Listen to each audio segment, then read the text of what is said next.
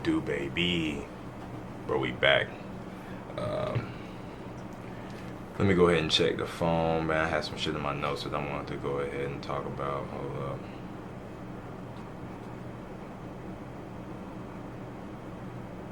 So I got two things, man. Really three. Hold on. Sorry. There's three. Um, my bad, bro. This is kind of impromptu, man. I got some shit to do, so I'm just doing this in between tasks.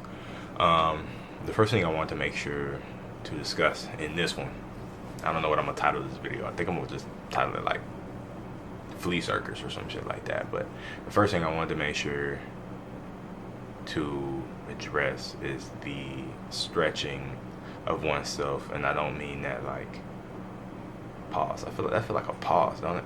But like you need to stretch yourself mentally and physically, continuously, especially if you're a man. A woman as well, but I'm a dude. I can only really relay the experiences of a dude. But I do think that it's very important that we continue to stretch ourselves. You hear it a lot, especially if you work in a corporate environment, stretch opportunities.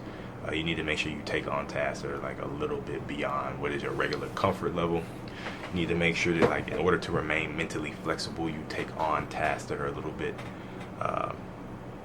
honestly just almost guaranteed to fail. You need to take on tasks that are they're beyond a little bit difficult, very difficult. And you need to make sure that you do that at a regular cadence. Obviously, you want that to be done in increments because you don't want to completely overload yourself and then start back from square one. But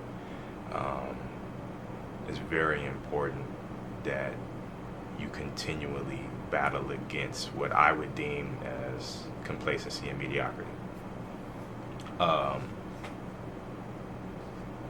It's very easy, especially if you're in my age, especially if you were raised by a boomer or a Gen Xer. It's very easy, and it is not a shot at them. That's just the parenting style was different. We didn't know as much as we know now about like raising kids and shit. It's very easy to not realize that you are a flea who has spent your entire life in a jar. And so, like, that statement's crazy, right? But there is a study. I forget the study. I have to either insert it here or you can Google it yourself if I don't edit this video. I probably won't edit this video. I mean, trying to get out like the raw shit because I feel like that's better. I feel like too much. I feel like some stuff is a little bit overly manicured on YouTube, and like YouTube is still kind of technically social media, right? So it's like you're not really seeing like real thought patterns. You're not really seeing real just individuals in general. You're kind of seeing like a hyper curated content. And so like I do eventually want to curate this and like tailor it and edit it a little bit more, but I kind of enjoy just uploading raw footage when I fuck up and like go on these random tangents where I get off the subject. So back to what I was talking about, bro. The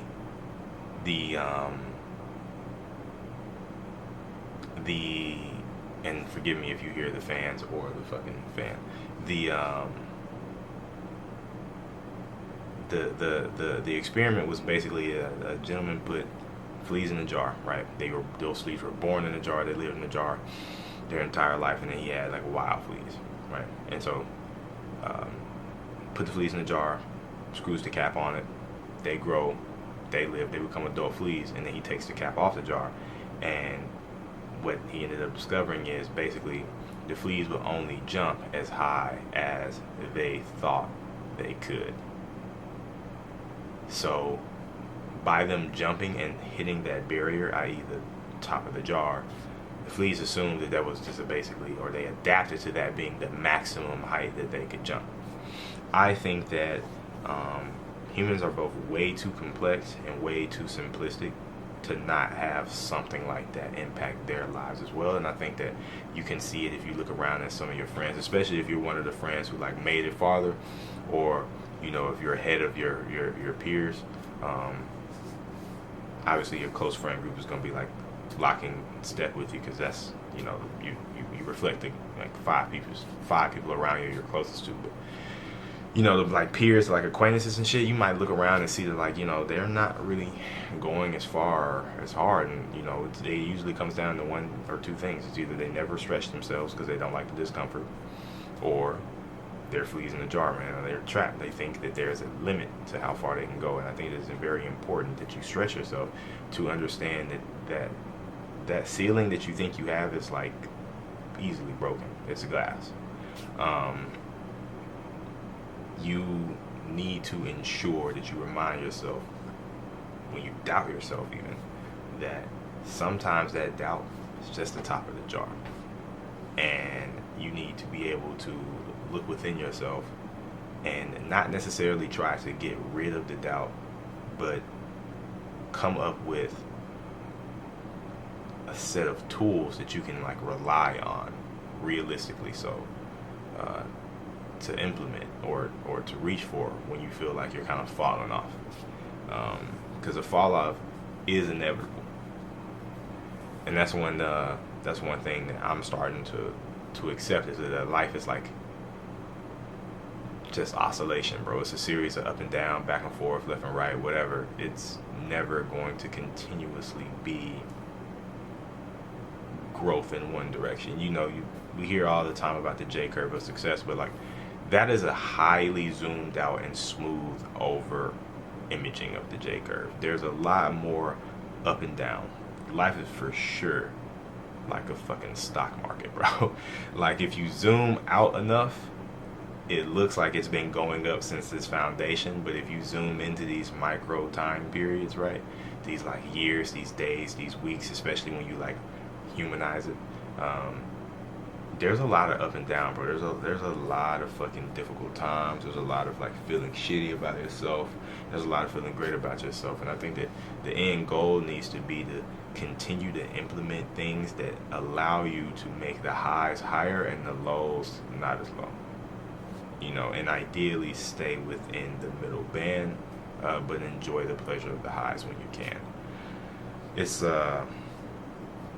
been like really weighing on me, bro, because a lot of the times like I be thinking about like what are my limitations, and like I get bogged down by the thought of having those, and then I realize that there are none. It's just what am I imagining is my limitation. Sometimes you are the person who caps your own jar, and sometimes, you know, that jar was capped by the way you were raised or the experiences you had as a child.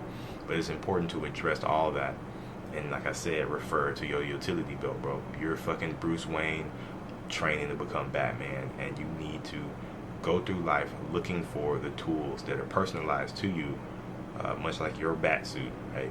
You want these to be personalized to you, so that when things go awry, you can reach down and just not necessarily cure things, right? You can't just fix the shit, but you can learn to cope with navigating this situation, right? You can't make the problem disappear, but you can cope with navigating the solution. That is probably one of the biggest things that's been on my mind for the past couple of weeks. So, you know, for those of you who haven't seen my previous videos, like I said, man, I started a new gig like 3 months ago or something like that. And it's like I still fucking suck at it, right? And it's important to, like, for me at least, to really realize that those days where I'm like really self-doubting myself, I'm just like capping my limit, bro. I'm like telling myself that like I can't do better. You know, I'm making myself shaky in the sense that like I'm afraid to stretch and like really pursue something different. You know, really pursue like the experience of failure.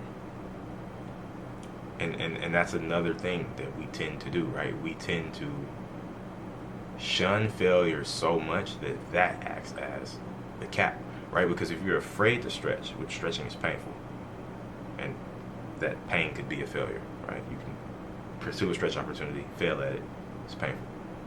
If you're afraid to stretch, and you're like afraid to take on the tasks because you're afraid of the pain, then that again is you capping your jar, and you're saying, well, I will only go this high, when in reality it's like literally off screen for you, right?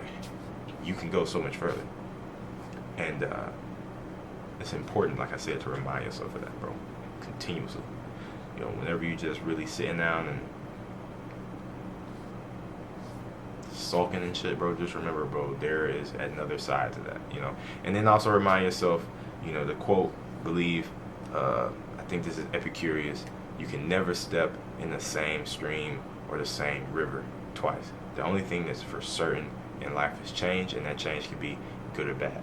It's better to embrace the motions of life and just actually understand that you as a human being were not created to be a static creature.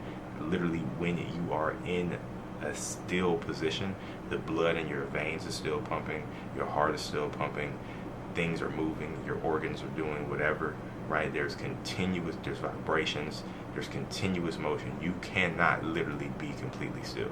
Life is not meant for that to be the case. The only thing that is for sure in this world is the impact of change, time. You're continuously moving through this thing. You are both your present self and your future self at the same time, and you can reflect upon your past self whenever you need, right? But you are always an object in motion. Your present actually is literally in the fucking past. It's the weirdest shit to even think about, but like really contextualize it. Like, you are moving through time, bro. So like when some shit goes awry, when you catch that flat, fuck it, bro. Change was meant to happen. You know what I'm saying? It wasn't meant for your car to be in its perfect fucking condition where all the tires were, you know what I'm saying? Like, things can't be perfect forever. They shouldn't be perfect forever. They should kind of oscillate as well. The idea is to get your life into a position where those swings are not so overwhelming, or if they are quote unquote overwhelming, you are equipped with, I said, the tools to deal with them. So just check yourself, man, and just, you know, almost daily remind yourself that you were put on this earth to fail, bro. And a good reminder of that is, and I think this is why people get into BJJ and shit too. A good reminder of that, for me at least, is going to the gym and like attempting a big lift and failing at it, especially when the gym is crowded, because that shit is low-key embarrassing, especially if it's like a bench and somebody got to come and run and get the weight off you, you know, because you didn't think to ask for a spot. I'm oddly specific because it happened to me recently. But there's something about failing that fucking lift, man, that like humbles you in a way where it like makes you really realize, fuck, this is the only way I'll get better. And I think BJJ is the same way. There's got to be something about literally being hemmed up to the point where like you can't move and the other person's in complete control of the situation. It just makes you think, fuck, going through this shit is the only way I'll get to that level, you know? Anyway, that's it for today. Appreciate you for tuning in. Like, comment, subscribe. Let me know what you think. And yeah, man, more content coming soon. I'm gonna end up changing my gym schedule so that I can start editing my videos and put a little bit more thought into them, or like do the videos that I be having in my mind, because I have shit like in my head creativity wise that I want to do with the channel, but I can't really make that creative vision come to fruition when I'm going to the gym like 6 or 7 days a week, and I'm working my 9 to 5 and taking care of my little doggo. It's a lot for me, you know. I'm working on being able to juggle that shit better, but hey, you get what you get right now. But like I said, man, appreciate you for tuning in. Peace.